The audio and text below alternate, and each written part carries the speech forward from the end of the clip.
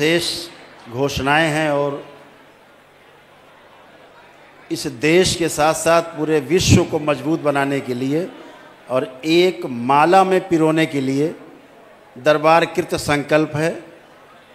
पूरी तरह से दरबार की इच्छा है कि पूरा विश्व आपके इस दरबार के झंडे के साथ साथ चले, अपना नाम रोशन करे, दरबार का भी नाम रोशन करे।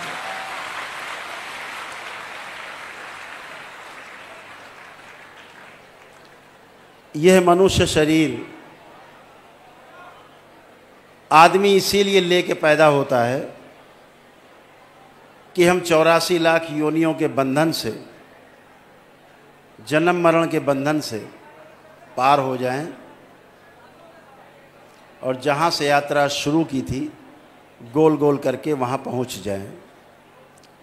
यह अभिलाषा प्रत्येक मानव शरीर की, उसके अंदर रहने वाले जीवन की रहती है। जन्म लेने के पश्चात अपने अपने कर्म भोग के अनुसार, अपने अपने पितरों के रहने के कारण, नाना प्रकार की स्मृतियों के कारण ये संभव नहीं हो पाता। और जब ये संभव नहीं होता तो मानव जीवन पूरा का पूरा बेकार चला जाता है, कुछ बचता नहीं।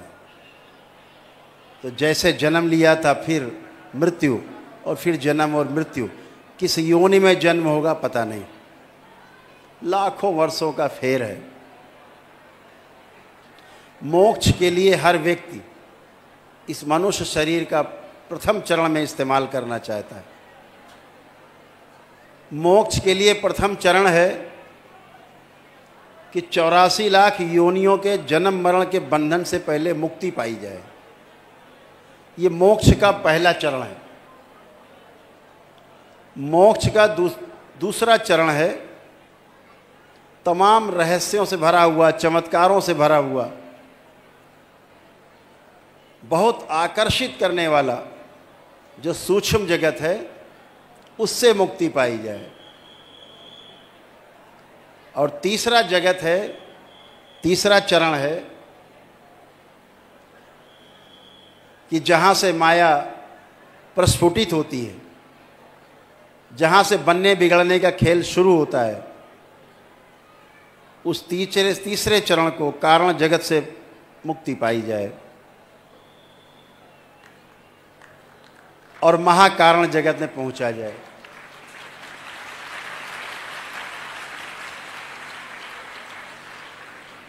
ये हजारों वर्ष, किसी किसी को लाखों वर्ष के पश्चात तब जाकर के मोक्ष होता है।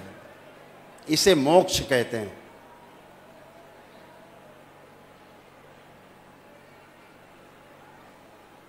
इस मोक्ष की पहली सीढ़ी ये मनुष्य शरीर है।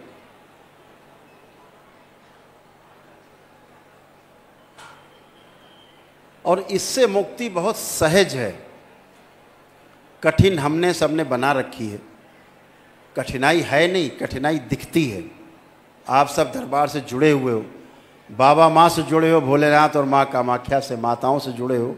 आप सबको बहुत अनुभव है, बहुत अनुभव आप लोगों को है कि ये सब नकली है। जो दिखता है वो है नहीं, और जो वास्तव में है वो दिखाई पड़ता नहीं। इसे भ्रम कहते हैं। इस दरबार ने संकल्प किया हुआ है कि इस मानव जाति को इसी भ्रम से मुक्ति दिलानी है।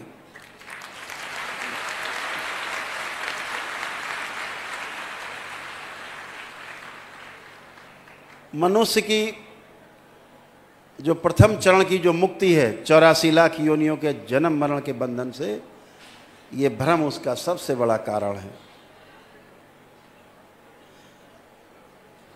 दूसरे चरण में जागृति जो है, उसकी जागृति क्रम, वो उसका कारण है। और तीसरा जगत है, वहाँ माने रहता है जीवन कि हम जागृत हैं, ये उसके ना मुक्त हो पाने का तीसरा कारण है। अगर कुछ पाना है तो याचक बन के जाना होगा।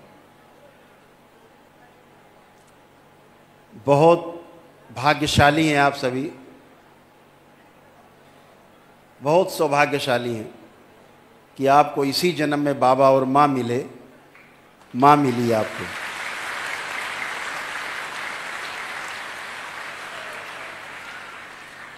बाबा आप सबके पथ प्रदर्शक हैं, मार्गदर्शक हैं, और माँ आपके उस मार्ग में आने वाले एक एक कंकड़ को, कांटे को हटा करके आपके लिए रास्ता सुगम करती है, संरक्षण देती है। बिना माँ के मुक्ति नहीं। जिन्होंने मान रखा हो कि हम शिव की उपासना करके मुक्ति पा जाएंगे, दिन में सपने देखने जैसा, दिन में तारे देखने जैसा। आदि गुरु शंकराचार्य जी भी यही माने हुए थे। जिस दिन उनको एक ज्ञान हुआ बिना माया के मुक्ति नहीं, माया को समझे बिना मुक्ति नहीं, उसी दिन वो आगे बढ़ पाए, नहीं तो रुक गए थे।